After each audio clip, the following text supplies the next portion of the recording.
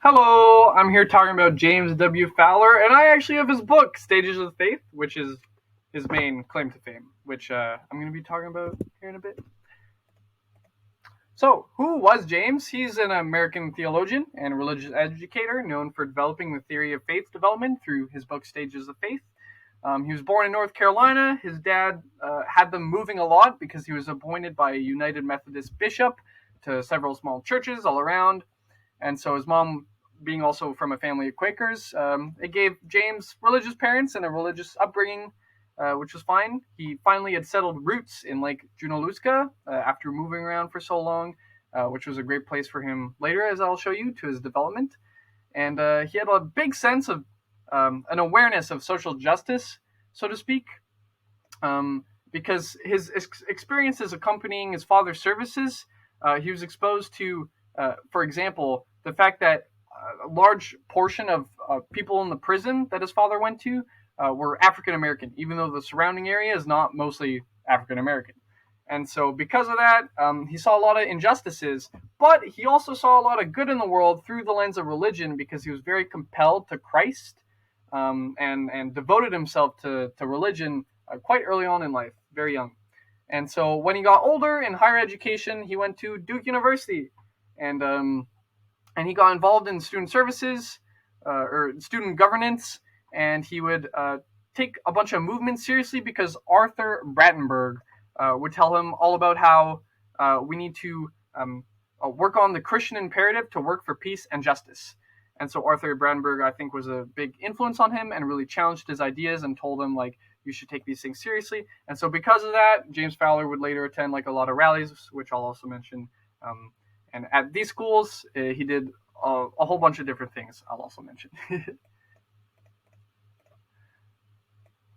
Okay, so the formation of his theology.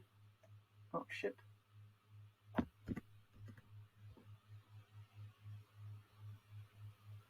Oh, fuck. Oh, God. Okay, so the formation of his theology. So all of these ideas, I believe, were challenging to his preconceived notions for Fowler's, and they really linked the common of everyday life and religion. And so it was practical theology, so to speak. And the first person who did this for him was Lurleen Locklear, which was his wife and the mother of his two kids. And she was really good because she was a Christian educator who was really challenging her husband on his research and what could be connected to faith development for Christian education and ministry. And she helped him in making his theological practices and research connected to the practical realities of church and daily public life and ministry also. After graduating from Duke, James would enroll in Jew University's School of Theology, and while a student there, he would attend Martin Luther King's I Have a Dream speech at the March on Washington, and James felt this impact really strongly, and he actually had a crisis of thinking, oh, am I good enough to, is my research or is my education really going to be helping these people who are, am I going to be able to help the liberation movements? And so he dropped a bunch of courses and took a bunch of new ones that related religion to public life. Later on, when he was at Harvard University in the Ethics and Society doctoral program, he would study and write a dissertation based off of Richard Niebuhr's Ethics and Theology of the Sovereignty of God. And doing that would develop his own theory on faith development theory, especially the conceptualization of universalizing faith, which is his last stage in Stages of Faith, thanks to Niebuhr's belief on radical monotheistic faith. And then last but not least, we have leading retreats. So during his dissertation research, Fowler went back to Lake Junaluska, and he would help 3-week retreats for ministers there, and he would lead them. And so it gave him takeaways by talking to people and then seeing overlapping patterns in what they were saying. And also he would get an opportunity to study more psychological concepts, such as Erik Erikson's 8 psychosocial stages of development.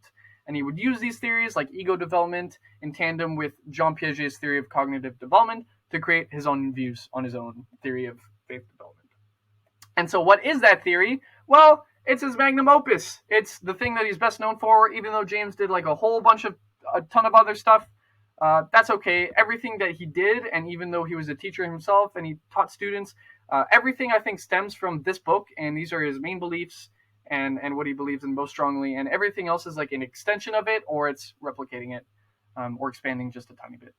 And so, Stages of Faith was the book that outlined his framework for individuals developing their faith, which contained 6 stages that these individuals might go through as they evolve their understanding of faith and what the expression of that faith looks like. And so it was a process that occurred over an individual's lifetime, and it was characterized by their understanding and experience of spirituality. So it wasn't just like someone is born and then they find out about religion and then boom, they're faithful for their whole life. No, there's actually processes to it, and you can go up stages. You can stay stuck at stages your whole life, which he believed most people stay stuck at stage 3, which was all about like you're stuck in your own bubble and you don't want to acknowledge other people's like boxes of faith and religion and stuff. And you can actually go down too. So it was very cool. It was very his best work, and let's see how it impacted religious education.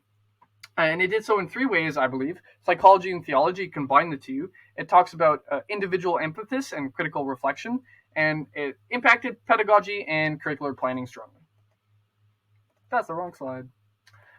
Bridging the gap between psychology and theology was totally all James Fowler. All right, he took all of these different theories, like Piaget's constructivism, and he took Neuber's faith approach, and he combined the two in an amazing hodgepodge of like, hey, guess what? It's actually they're not like opposite. It's not like faith saying one thing and psychology saying the other. We can actually use them in tandem with each other and use them to elevate each other and make more sense out of what we're doing. And so he would pave the way, and he would gain a bunch of awards for it. He won the Oscar Pfister Award by the American Psychiatric Association, which is this first quote in Paving the Way on enduring contributions to the dialogue between religion and psychiatry. And he would also receive the William James Award from the American Psychological Association. And he would influence a lot of works afterwards, and even to this day, of course. He would influence like Patricia Snell Herzog, her work on moral and cultural awareness in emerging adulthood, because the great thing about James Fowler was he didn't just focus on children, but Stages of Faith, because it's a lifelong process, he impacts, he talks about the entirety of a human life. So it's a really good resource for adults, a lot of people find as well, for adult faith work and development. And he would also have people like James Hennessy talk about the faith stages and how they should be explored in terms of specific content.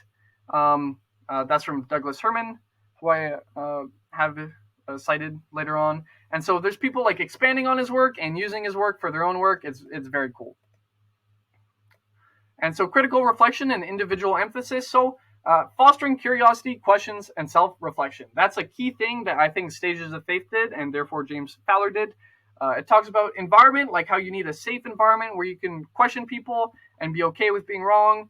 And that leads into faith crises, which is, hey, if you're wrong, like you don't have to feel terrible, like everything is the end of the world. It's actually totally normal, and sometimes even a pivotally good thing to question yourself and your own beliefs.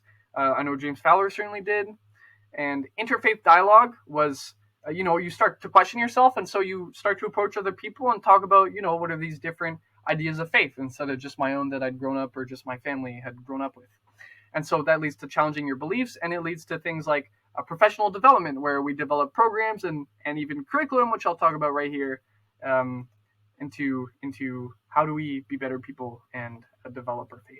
And so he provided a framework with his Stages of Faith on developmental readiness. So it really lets teachers in the classroom and religious educators garner a ton, because it gives them an idea that, hey, students are at certain points in general, students at certain points in their lives need to be shown, for example, in stage 1, they need to be shown symbols and storytelling, because they interpret things differently than we do. Like they're not ready for certain things. They're like a river flowing, but they only see like the top of the river, and they don't understand that there's deeper layers to it. So you have to just show them that there's the top of a river, as you can see on this slide, as there is.